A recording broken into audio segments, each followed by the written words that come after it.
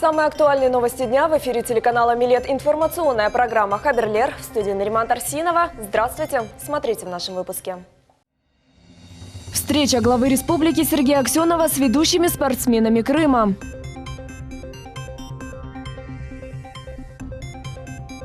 Соглашение о сотрудничестве между Симферополем и Махачкалой подписали накануне в столице Крыма. Выдача 30 сертификатов на предоставление социальной выплаты для строительства и приобретения жилья в сельской местности. В Судаке полным ходом идет строительство модульного детского сада на 110 мест. О всех самых интересных событиях смотрите в нашем выпуске. Глава Республики Крым Сергей Аксенов провел рабочую встречу с директором Болгарского культурного центра «Извор» Иваном Абажером, председателем Крымского отделения Союза журналистов России Андреем Трофимовым и заместителем муфтия мусульман Крыма Айдером Исмаиловым. В ходе мероприятия обсуждались итоги участия крымчан в ежегодном совещании ОБСЕ по обзору выполнения обязательств в области человеческого измерения, которое проходило в Варшаве. Как отметил глава Республики Крым Сергей Аксенов, участие крымчан в международных мероприятиях способствует продвижению имиджа Крыма как субъекта Российской Федерации. Считаю, что мы в дальнейшем с вами должны принимать участие в подобных мероприятиях. Правду о Крыме должны знать. Люди в западных странах проживающих такие же, как и мы, которые хотят мира, дружбы и так далее. Просто зачастую бывают правители, которые там видят в России образ врага и пытаются своих граждан на это настроить. Я думаю, мы должны мнение это в данном случае расформировать, которое уже сложилось, то есть и рассказывать о том, что действительно происходит в Крыму, приглашать.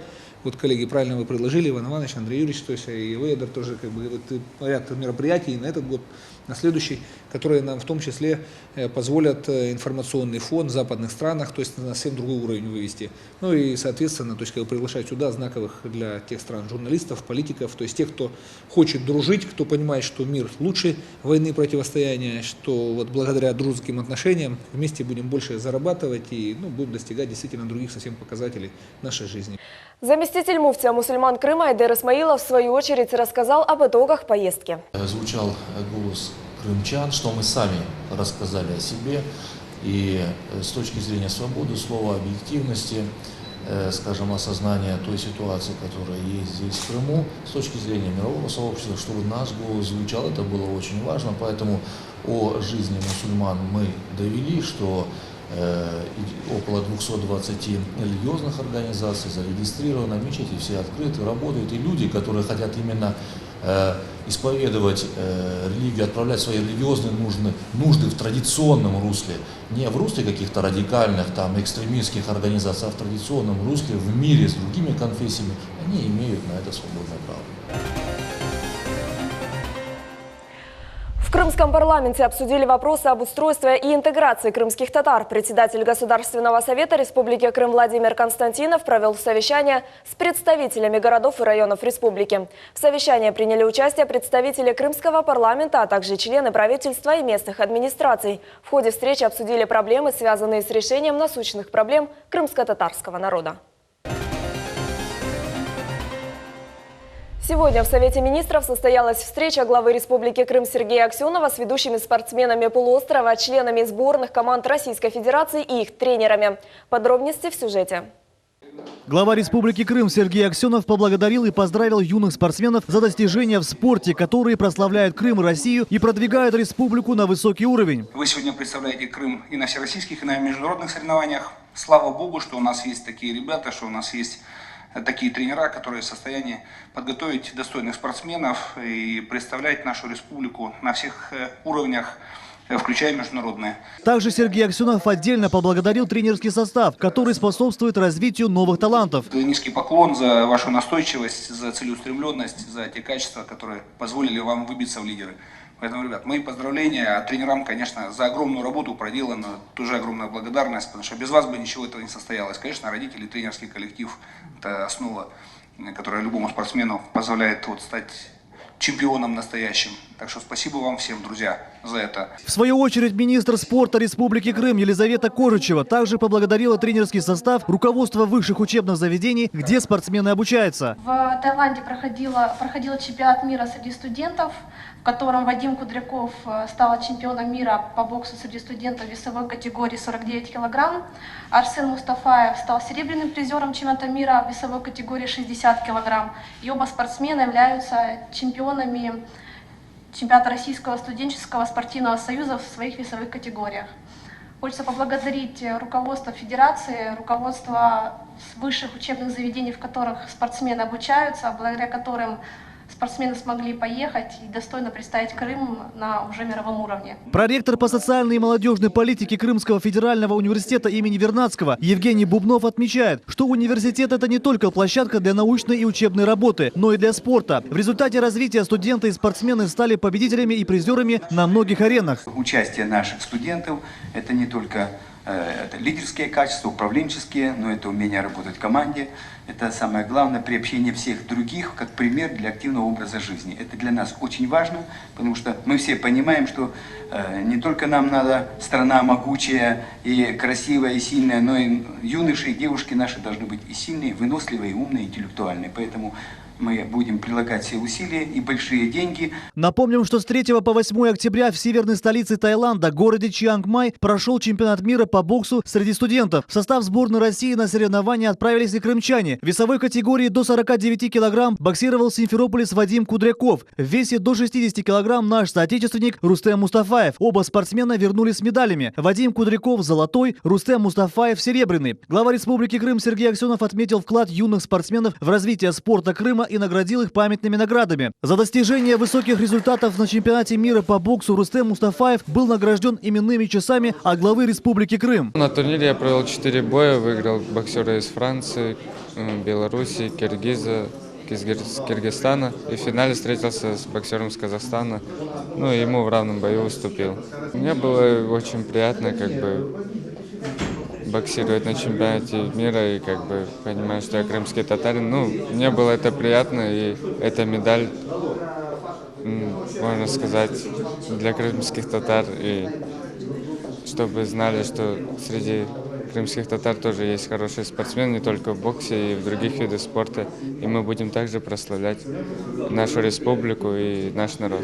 Сегодня крымские спортсмены добиваются больших результатов на соревнованиях не только общероссийского уровня, но и мирового, что доказывает участие крымчан в летних Олимпийских играх в Рио-де-Жанейро. Асан Абибулаев, Алишер Алимов, телеканал Миллет. Министр транспорта Республики Крым Анатолий Волков представил коллективу Крымтроллейбус нового руководителя. Им стал Ростислав Попов, бывший генеральный директор Сочи Автотранс, который с недавнего времени занимал должность начальника филиала Крымтроллейбус. Об этом сообщили в пресс-службе Минтранса. В ходе рабочего совещания с новым генеральным директором и сотрудниками предприятия глава министерства уже обозначил Ростиславу Попову первоочередные задачи. Сегодня в Симферополе на улице Воровского произошло дорожно-транспортное происшествие. В результате столкновения двух легковых машин водитель Мазды тройки скончался на месте аварии. Еще один пассажир автомобиля был госпитализирован. На месте происшествия работали ГИБДД, дорожно-патрульная служба и МВД. Сегодня, 21 октября, в 14:15 на улице Воровского в районе дома 24 произошло дорожно-транспортное происшествие. На место выехали сотрудники ГИБДД, которые сразу организовали комплекс первых необходимых мероприятий на месте. По факту ДТП проводится проверка, по результатам которой будет уже вынесено процессуальное решение в соответствии с действующим законодательством. В результате ДТП один человек умер, 2 получили травмы различной степени тяжести. На настоящий момент проводится проверка, уже по результатам которой уже будет вынесено решение в соответствии с действующим законодательством. По нашим данным, водителем Мазды был Искендер Муртазаев, отец 8 детей. Напомним, ранее наша съемочная группа делала репортаж о многодетной семье Муртазаевых. Сейчас супруга погибшего доставлена в больницу. Сегодня заместитель председателя Совета министров Республики Крым Юрий Гацанюк с рабочим визитом посетил агрокомпанию «Заря» в Симферопольском районе и крымскую фруктовую компанию в Красногвардейском районе. В ходе визита вице-премьер ознакомился с работой предприятий. Тему продолжит Гульнара Каримова. Первой точкой стала агрокомпания «Заря» в Симферопольском районе в поселке Чайково. Агрокомпания «Заря» занимается выращиванием зерновых и семян масличных культур, выращиванием овец. В 2016 году намолочено более 12 тысяч тонн зерновых и 1000 тонн семян подсолнечника. По состоянию на 1 октября 2016 года поголовье овец на предприятии составляет более 1300 голов. Глава администрации помогает. Спасибо Сергею Валерьевичу, Владимиру Андреевичу, тоже неоднократно проезжали. Я скажу, что поддержку мы чувствуем, у нас результаты налицо. Я говорил, что получили технику в лизинг, и первый год получили, сэкономили более 10 миллионов в 2014 году за счет того, что убрали своими комбайнами по лизингу. В прошлом году взяли и пассивные комплексы, технику на 50 миллионов. Тоже помогла нам. После Юрий Гаценюк посетил крымскую фруктовую компанию в Красногвардейском районе, где новый яблоневый сад. Общая площадь садов на текущий момент более 1500 гектаров. На 2016 год запланировано посадить 162,9 гектаров новых садов. Посадки на площади 47 гектаров уже осуществлены. Министр сельского хозяйства Андрей Румшин утверждает, крымская фруктовая компания действительно уникальное предприятие, одно из лучших в Крыму. В Симферопольском районе мы увидели образцовое хозяйство, которое действительно сегодня заканчивают уже посевную кампанию на площади 3000 гектаров, общая площадь у них 6000. Хозяйство разноплановое, но самое хорошо, что руководитель хозяйства думает о будущем. Закуплена новая техника, сеялки. Это говорит о том, что у этого хозяйства есть перспектива, и они во всех программах наших развития и помощи участвуют 100%. Заместитель председателя Совета министров Республики Крым Юрий Гаценюк отметил, сегодня, согласно программе по уходу и высадке многолетних насаждений, предусмотрено 991 миллион рублей. Радует что предприятие не останавливается, предприятие набирает обороты, увеличит площади. Ну и у нас сегодня для Крыма мы определили приоритет, что производством фруктов и производство ягодных культур, конечно, это перспектива нашей республики. Те предприятия, которые пожелают, а мы такую работу проводим с предприятиями, которые хотят и будут заниматься производством фруктов, конечно, мы будем оказывать максимальное содействие через субсидирование по программам по высадке многолетних насаждений и уходу за ними. Юрий Гаценюк отмечает, в кратчайшие сроки освоение средств на сельское хозяйство будет 100%. Гульнара Каримова, Эдем Исмаилов, телеканал Миллет. Соглашение о сотрудничестве между Симферополем и Махачкалой подписали накануне в столице Крыма. Документ предусматривает сотрудничество двух городов и укрепление экономических, торговых и научно-технических связей. На церемонии подписания присутствовал и наш корреспондент Мухаммед Зикриев. Сотрудничество между Крымом и Дагестаном началось еще в прошлом году, когда было подписано соглашение между двумя республиками. А сегодня налаживаются взаимоотношения между двумя столицами – Симферополем и Махачкалой. Документ подписали председатель Симферопольского городского совета Виктор Агеев и глава города Махачкала Муса Мусаев. Он подчеркнул, что взаимодействие между отраслями позволяет городам-партнерам совершенствоваться. Вы знаете, в 2015 году Рамазан Гаджимурадович и глава Крыма Аксенов подписали о взаимном сотрудничестве. Это в 2015 году в Сочи был на форуме. Поэтому мы сегодня продолжаем эту начатую хорошую инициативу. И мы хотим не просто подписать и оставить эти два документа, которые будут находиться в параллельном мире, а практически связать два региона практической работой, практическим обменом, именно интеллектуальным экспортом, именно трудовым экспортом. У вас свое видение развития тех или иных отраслей. Мы чуть-чуть, может быть, в государственном обустройстве, финансовые институты у нас более развиты, чем у вас.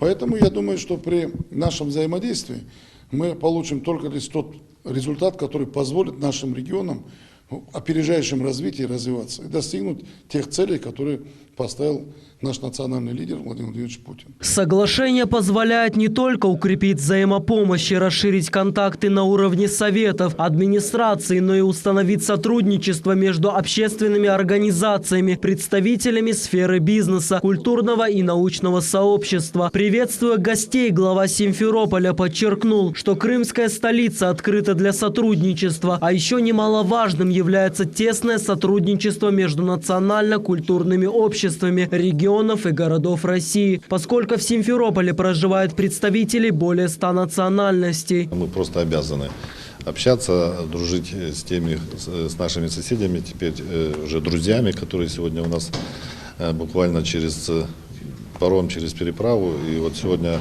я считаю, что это знаменательный день подписания договора о сотрудничестве с городом Махачкалой, который имеет свою историю, который действительно прошел все этапы становления в Российской Федерации. И, конечно, живое общение всегда дает большие плоды, конечно, для нас, для симферопольцев, для крымчан. И то, что сегодня свершилось, это действительно правильно. Это могут быть самые разнообразные виды общения, это и культурные, и ремесленные, и просто общение, потому что в общении рождается истина. В торжественном мероприятии также приняли участие представители администрации Симферополя и Махачкалы. После подписания соглашения о сотрудничестве главы муниципалитетов обменялись памятными подарками. Мухаммед Зикиряев, Умер Мустафаев, телеканал Миллет. В Министерстве сельского хозяйства Республики Крым состоялась выдача 30 сертификатов на предоставление социальной выплаты для строительства и приобретения жилья в сельской местности. Социальная выплата направлена на мероприятия по улучшению жилищных условий граждан, проживающих в селе, в рамках программы «Устойчивое развитие сельских территорий». Подробности мероприятия знает наш корреспондент Айша Шулакова. В рамках реализации федеральной целевой программы «Устойчивое развитие сельских территорий» молодым семьям и молодым специалистам предоставляется безвозмездная субсидия на приобретение строительства жилья в размере 70% от расчетной стоимости жилья. В этом году на Крым было выделено более 60 миллионов рублей. Это уже третий этап выдачи свидетельств. Сегодня сертификаты получили 14 молодых специалистов и 16 граждан, работающих в социальной сфере либо в сельском хозяйстве. Основным условием для участия в программе является трудоустройство гражданина в сельской местности. Первоочередное право предоставляется, естественно, работникам сельского хозяйства, и уже второстепенно это социальные работники, врачи, педагоги, работники культуры, работающие в селе. Для того, чтобы получить социальную выплату, необходимо постановление поселкового совета об определении их нуждающимся. Они готовят весь пакет документов вместе с муниципальным образованием. Весь пакет необходимых документов нужно предоставить Министерству сельского хозяйства Крыма. Сумма социальной выплаты зависит от количества членов семьи и жилой площади, на которую они претендуют, то есть от 900 и до 2 миллионов рублей. У граждан, получивших свидетельство, есть год на поиск подходящего жилья. Те средства, которые мы сейчас им свидетельством определили, они будут направлены на счета, открытые в банке. После того, как они нам предоставят договор, зарегистрированный в Госкадастре, банк будет с нашим уведомлением перечислять непосредственно продавцу жилья, либо подрядчику, который будет строить, если это строительство. В течение года они должны будут использовать этот сертификат. Румия Алиева живет в Советском районе. Социальную помощь получила за работу в социальной сфере. Она заместитель директора по учебной части в Ильичевской сельской школе. После развода с мужем вынуждена была жить с 2 дочерьми на съемной квартире. Сейчас же у нее есть возможность приобрести собственное жилье. Мы с девочками подбирали квартиру. Не каждый соглашался на эту программу. То есть людям всем нужно сразу денежные средства. И не рассчитывали, что программа так быстро это все оформит.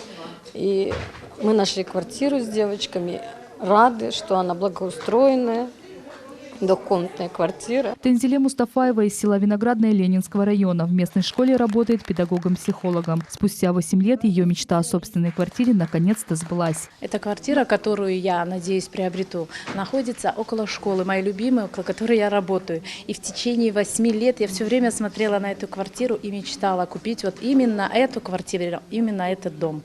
И все получилось. Спасибо всем большое. Молодые семьи и молодые специалисты, которым предоставляется социальная выплата, вправе использовать ее на приобретение жилого помещения в сельской местности, находящегося в эксплуатации не более 5 лет с момента его ввода, а также на строительство жилого помещения в сельской местности. Айша Шулакова, Дмитрий Низовой, телеканал Миллет.